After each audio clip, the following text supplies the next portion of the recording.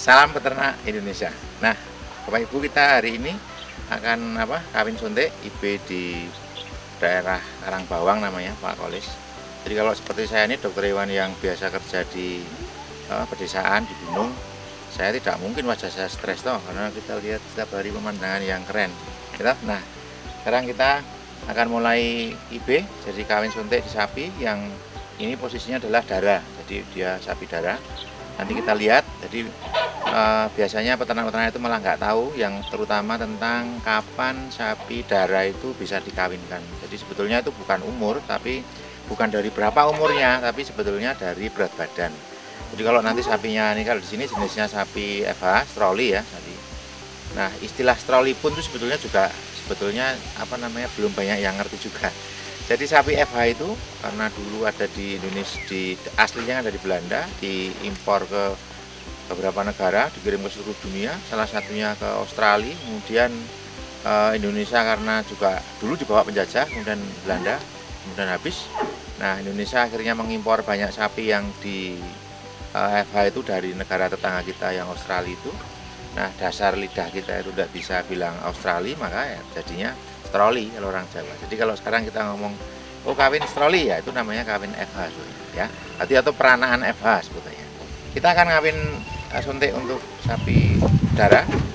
Jadi tadi saya utarakan bukan umurnya tapi berat badan. Jadi kalau dia berat badan sekitar 300 kilo hidup ya, 250 udah bisa, 300 kilo itu udah paling bagus, ideal untuk perkawinan yang pertama kali ya. Kita masuk ke kandang.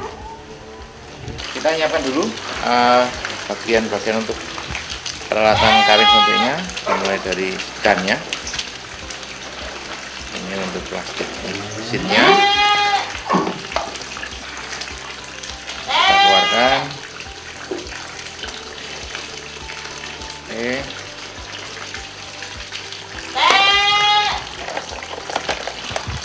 kita ambil straw, langsung pakai tangan bisa.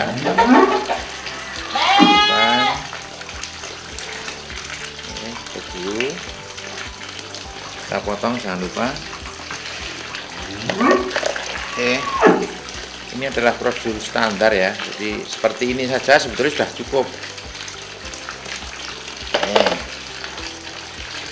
Jadi nah,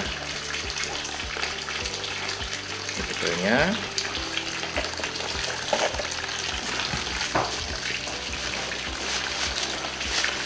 Nah, kita akan rektal untuk bulan darah, itu yang tadi saya sampaikan. Kalau bobotnya sudah cukup itu sebelumnya. Mbak, itu ada ayamnya sih nandure, kan? Ayam tidur nggak di atas itu? Nah, biasanya kan itu ada banyak ayam tuh. Ayam itu kalau biasanya kan ada beberapa yang campur dengan sapi. Jadi biasanya kalau ayam itu tidur di atas itu nanti kan kotoran kena di badannya sapi. Jadi itu nanti malah membuat masalah di kulit. Biasanya tetap ada penyakit kulit nanti di sapi. Jadi sapi yang kalah. Ya, kalau di orang Jawa itu namanya sapi itu kan rojo koyo kekayaannya yang paling utama. Tapi kalau campur dengan ayam itu kalau istilahnya bondo turah, itu rezeki yang sisa. Nah, itu rojo koyonya yang kalah. Jadi malah dikalahkan sama ayam.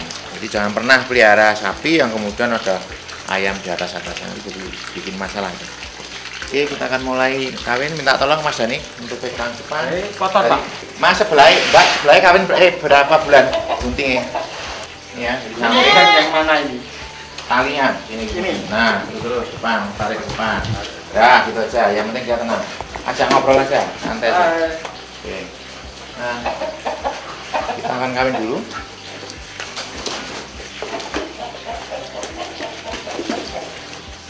Oke. Nah, kita lihat dulu nih ada gejala untuk birahi enggak? Kita cek dulu. Nah, setelah yakin birahi, oke, baru langsung kita kawin.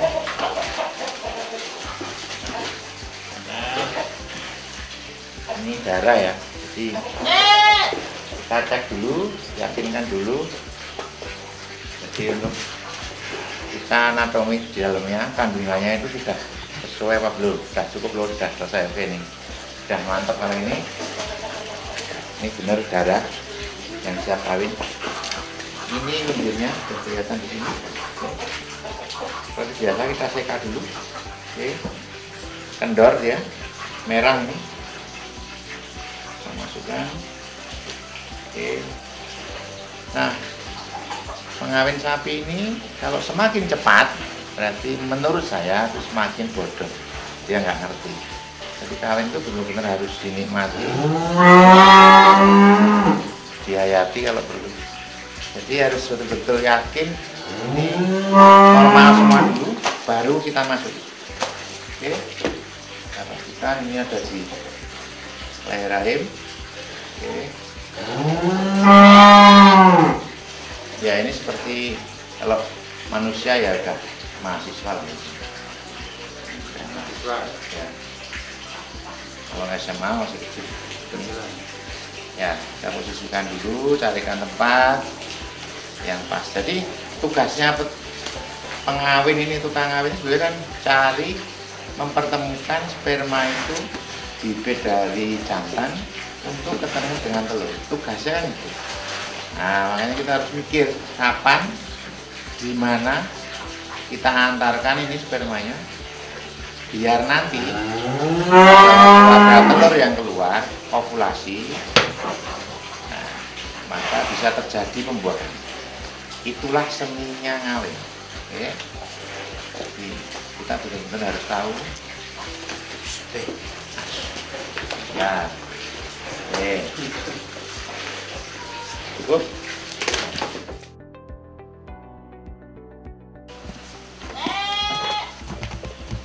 Nah, peternak Indonesia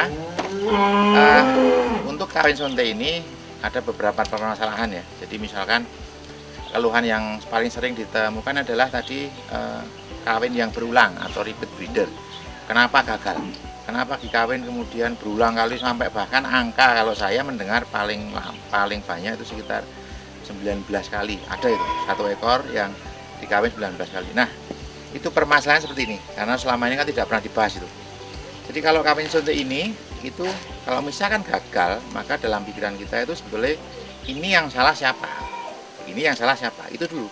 Nah, kemudian coba saya akan memulai menganalisanya dari awal. Kita lihat sekarang yang pertama adalah sapinya. Jadi sapinya itu ada masalah enggak? Dia ada salah sebenarnya. Yang pertama, sapinya itu berarti harus bagaimana? Apakah dia kira-kira sapinya itu mempunyai penyakit? Jadi di dalam kandungan. Jadi penyakit gangguan reproduksi di dalam kandungan. Jadi contohnya misalkan yang paling sering dialami adalah keputihan. Jadi keputihan itu ada infeksi berarti dalam kandungan yang itu menyebabkan kalau kita kawin ya pasti nggak mungkin jadi dong di dalam ada nanah. Nah, otomatis bagaimana mengatasinya itu harus ada pengobatan. Jadi kalau kita namanya intrauterus dimasukin antiseptik atau antibiotik untuk pengobatan. Kemudian yang kedua salahnya sapi adalah misalkan dia mempunyai cacat. Jadi cacat dalam kandungan. Nah, apakah contohnya? Contohnya begini. Jadi ada sapi yang kemarin saya menemukan itu di dalamnya itu saluran reproduksinya, uterusnya harusnya 2, itu punya 1 ton. Jadi kalau udah 1 gini, otomatis angka kejadiannya akan semakin turun ya pasti. Oke. Kemudian ada juga yang betul-betul tidak mempunyai uterus dan saluran lain-lainnya, itu biasanya kasusnya namanya lahir kembar. Jadi free Martin, jadi lahir kembar yang kalau jantan-jantan tidak masalah, kemudian betina-betina tidak masalah. Lah begitu jantan dan betina, itu yang betina nanti kalau besar itu masalah karena dia tidak mempunyai saluran reproduksi, jadi dalamnya kosong. Nah, silahkan dicek dulu apakah sapinya itu normal atau tidak. Hubungi saja dokter hewan terdekat untuk dipastikan sekali lagi kandungannya, kemudian ada penyakit atau tidak, secara anatominya itu normal apa tidak. Oke. Nah, kemudian yang kedua, kalau gagal maka yang salah sebetulnya siapa? Peternaknya. Nah, peternaknya bagaimana? Peternak ini kan ada tugas sebetulnya yang harus dilakukan peternak. Jadi kewajibannya peternak itu ada. Yang pertama adalah dia harus tahu gejala sapinya itu minta kawin, birahi. Nah, kalau kita sering mendengar bahwa sapi itu abang, apuh, angat, bengok, sengit itu udah kuno sebetulnya. Itu ilmu kuno. Nah, yang baru ada tidak? Yang baru tidak ada. Jadi kita juga harus pakai yang kuno itu. Nah, tapi bukan itu yang saya bahas. Yang saya bahas adalah bahwa deteksi birahi itu selain mengandalkan yang abang-abang yang sudah kuno tadi, sebetulnya ada satu fenomena yang paling penting adalah keluarnya lendir dari vagina. Nah, itu tanda yang paling pasti bahwa sapi itu birahi. Nah, sekarang permasalahannya adalah lendir itu kadang keluar, kadang tidak. Nah, kalau lendir itu kadang keluar, kadang tidak, maka apa yang harus kita lakukan? Yang kita lakukan adalah sebetulnya kita mendeteksi secara langsung, secara aktif, apakah ada lendir atau tidak yang keluar dari vagina. Caranya bagaimana? Nah, kalau ini vagina sapi, ini jari, maka jari ini dimasukkan ke dalam vagina sapi.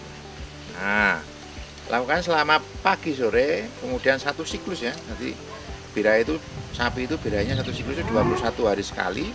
Maka dia kalau kita beginiin pagi sore masuk gini, ini kalau saya namakan ilmunya namanya pendulekan, didulek masuk begini, keluar gini lah. Kalau ketemu minyak sedikit, nah itu berarti birahi.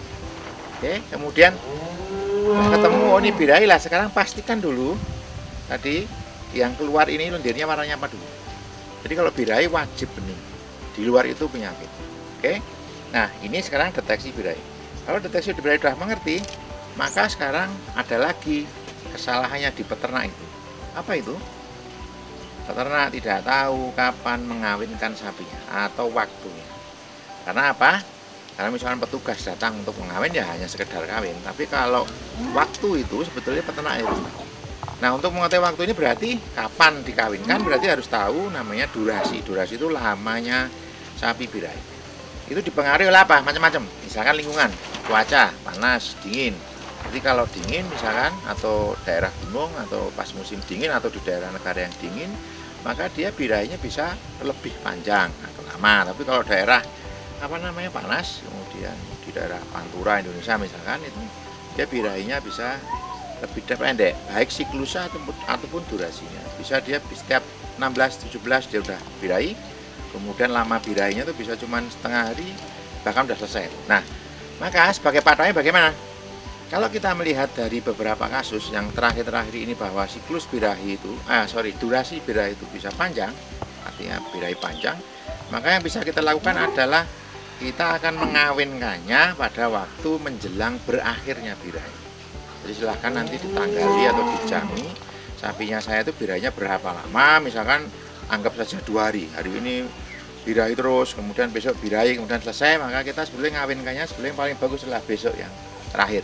Ada ilmu di situ sebetulnya. Nah, itu adalah kesalahan peternak. Apakah ada yang masih yang faktor lain? Ada. Jadi kalau tadi satu kesalahan ada di sapi, kemudian kesalahan ada di peternak, kemudian sekarang ada di kesalahan di petugas. Nah, petugasnya itu ada 2. Yang pertama adalah SDM. SDM itu berhubungan dengan apa? Yang tadi seperti saya singgung pada waktu kita mengawin tadi, proses pengawinan dibutuhkan. Ini saya menyebutnya makanya seni mengawin. Jadi semakin banyak belajar di situ, maka tadi sebetulnya proses perkawinan itu kalau petugasnya semakin cepat berarti semakin nggak ngerti.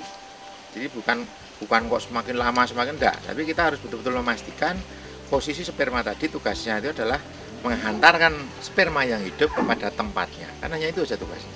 Kemudian yang kedua adalah bibitnya atau spermanya atau stronya sendiri. Jadi stronya harus hidup, dijamin hidup dan dia tidak kosong atau tidak rusak. Maka bagaimana ngeceknya? Yang paling mudah adalah kita masukkan ke dalam air tadi seperti yang di towing tadi ceritanya, dan itu dia akan tenggelam di bawah. Itu paling sederhana untuk tahu bahwa dia hidup, isi ataupun masih tidak ada masalah. Paling sederhana seperti itu. Nah, kira-kira seperti itu. Jadi kalau kita akan mengawinkan sapi, maka kita tidak-tidaknya peternak-peternak itu sudah mempunyai ilmu tentang bagaimana permasalahan yang tentang perkawinan kawin suntik alami maupun kawin suntik. Jadi kita bisa mempertinggi atau angka kejadian. Jadi kalau misalnya ada permasalahan bisa langsung diselesaikan, apakah di tingkat peternak atau sapinya itu, apakah petugasnya. Oke, kita akan bertemu lagi di lain kesempatan.